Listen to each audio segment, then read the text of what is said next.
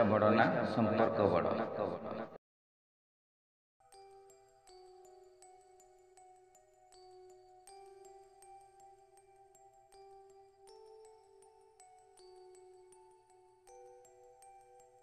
ସନ୍ଧ୍ୟାରେ ବାପା ଅଫିସରୁ ଘରକୁ ଫେରିଲା ପରେ ପୁଣି ଅଫିସ ଫାଇଲ ଧରି ଘରେ ବସିଗଲେ। ସେହି ସମୟରେ ତାଙ୍କ 8 ବର୍ଷର ପୁଅ ପାଖକୁ ଆସି କହିଲା, ବାପା, ମୁଁ କ'ଣ ତୁମକୁ କିଛି ପଚାରି ପାରିବି? ବାପା ସେମିତି ଫାଇଲକୁ ଅନେଇକି କହିଲେ, ଆରେ ହଁ ପଚାର। ପୁଅ ପଚାରିଲା, ବାପା, ତୁମେ 1 ଘଣ୍ଟାରେ କେତେ ପଇସା ରୋଜଗାର କରିଦେଉଛ? ପୁଅର ଏହି ପ୍ରଶ୍ନ ଶୁଣି ବାପାଙ୍କୁ ଟିକିଏ ରାଗ ଲାଗିଲା। ସେ ଉତ୍ତର ଦେଲେ, ତୋର ଏସବୁ ଜାଣିବା କ'ଣ ଦରକାର? ଏମିତି ବେକାର ପ୍ରଶ୍ନ ପଚାରିକି ମୋ ସମୟ କ'ଣ ପାଇଁ ବର୍ବାଦ କରୁଛୁ? ତୁ କ'ଣ ଦେଖିପାରୁନୁ ମୁଁ କାମରେ ବ୍ୟସ୍ତ ଅଛି ବୋଲି? ବାପା, ମୁଁ କେବଳ ଜାଣିବାକୁ ଚାହୁଁଛି, ଦୟାକରି ମୋତେ ମୋ ପ୍ରଶ୍ନର ଉତ୍ତର ଦିଅ। ତୁମେ 1 ଘଣ୍ଟାରେ କେତେ ରୋଜଗାର କରୁଛ? ପୁଅ ଜାଣିବା ପାଇଁ ଜିଦ୍ କଲା। ବାପା ଉତ୍ତରରେ କହିଲେ, 500 ଟଙ୍କା। ଏବଂ ପୁଣି ସେ ତାଙ୍କ କାମରେ ଲାଗି ପଡ଼ିଲେ। ବାପାଙ୍କର ଉତ୍ତର ଶୁଣିଲା ପରେ ପୁଅ କିଛି ଭାବିବାକୁ ଲାଗିଲା ଏବଂ ବାପାଙ୍କୁ କହିଲା, ବାପା, ତୁମେ ମୋତେ 400 ଟଙ୍କା ଉଧାର ଦେଇପାରିବ କି? ପୁଅର ଏହି କଥା ଶୁଣି ବାପାଙ୍କୁ ବହୁତ ରାଗ ଲାଗିଲା। ସେ ପୁଅକୁ ରାଗିକି କହିଲେ, ଆଚ୍ଛା, ତାହେଲେ ଏଥିପାଇଁ ତୁ ମୋତେ ମୋ ରୋଜଗାର ପଚାରୁଥିଲୁ? ତୋତେ ଖେଳଣା କିମ୍ବା ଆଉ କିଛି ଅଦରକାରୀ ବେକାର ଜିନିଷ ପାଇଁ ପଇସା ଦରକାର ଥିଲା।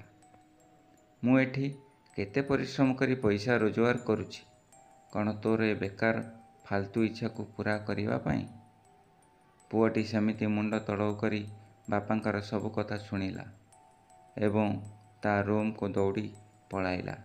ବାପା କିଛି ସମୟ ପର୍ଯ୍ୟନ୍ତ ପୁଅର କଥାରେ ରାଗିକି ରହିଥିଲେ, କିନ୍ତୁ କାମ ସରିଲା ବେଳକୁ ତାଙ୍କ ରାଗ ଶାନ୍ତ ହୋଇଯାଇଥିଲା। ସେ ତାଙ୍କ ପୁଅକୁ କରିଥିବା ବ୍ୟବହାରରେ ମନେ ମନେ ଦୁଃଖ ପ୍ରକାଶ କରୁଥିଲେ। ସେ ଭାବୁଥିଲେ, ପୁଅକୁ ବୋଧେ କିଛି ଜରୁରୀ ଜିନିଷ ପାଇଁ ପଇସା ଦରକାର ଥିଲା। ସେ ଏମିତି ମୋତେ ପଇସା କେବେ ବି ମାଗେ ନାହିଁ। ଏହିସବୁ ଭାବି ବାପା ପୁଅର ରୁମ୍କୁ ଗଲେ। ସେଠି ଯାଇ ଦେଖିଲେ ଯେ ପୁଅ ବେଡ୍ ଉପରେ ମୁହଁ ତଳକୁ କରି ଶୋଇଛି। ପୁଅକୁ ପଚାରିଲେ, ଆରେ କ'ଣ ଶୋଇପଡ଼ିଲୁଣୁ କି?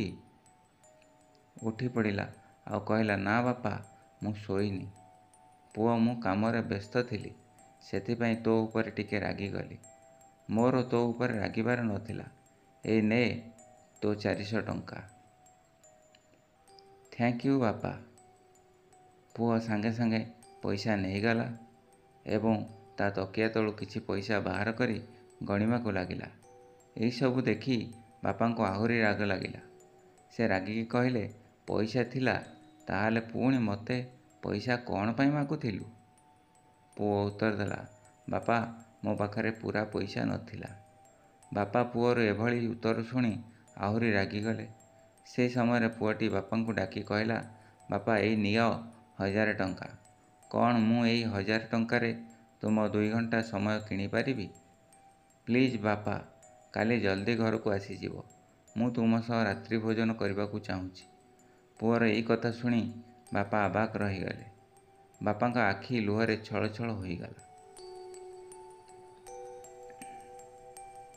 ଏହି ଛୋଟ କାହାଣୀଟିରୁ ଆମେ ଶିଖିଲୁ ଯେ ଆମେମାନେ ପଇସା ରୋଜଗାର କରୁଛେ, କିନ୍ତୁ ପଇସା ରୋଜଗାର କରିବା ଚକ୍କରରେ ନିଜ ପରିବାର, ସାଙ୍ଗସାଥି, ପ୍ରିୟଜନଙ୍କୁ ସମୟ ଦେବା ପାଇଁ ଆମ ପାଖରେ ଟାଇମ୍ ନାହିଁ।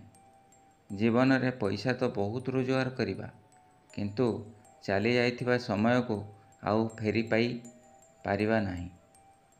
ଜୀବନରେ ଏମିତି ସମୟ ନ ଆସୁ ଯେଉଁଠି ଆମ ପାଖରେ ଟଙ୍କା ତ ବହୁତ ଥିବ, କିନ୍ତୁ ନିଜର ମନ କଥା କହିବା ପାଇଁ କି ଶୁଣିବା ପାଇଁ ପାଖରେ କେହି ନଥିବେ। ନିଜର ପରିବାର ଏବଂ ସମ୍ପର୍କର ମହତ୍ତ୍ୱ ବୁଝନ୍ତୁ, ସେମାନଙ୍କୁ ଗୁରୁତ୍ୱ ଦିଅନ୍ତୁ। ତେବେ ବନ୍ଧୁଗଣ, ଏଭଳି ନୂଆ ନୂଆ ଭିଡ଼ିଓ ପାଇବା ପାଇଁ ଏହି ଚ୍ୟାନେଲଟିକୁ ସବସ୍କ୍ରାଇବ୍ କରନ୍ତୁ ଏବଂ ଭିଡ଼ିଓଟି କେମିତି ଲାଗିଲା କମେଣ୍ଟ ବକ୍ସରେ କମେଣ୍ଟ କରି ଜଣାନ୍ତୁ। ନମସ୍କାର।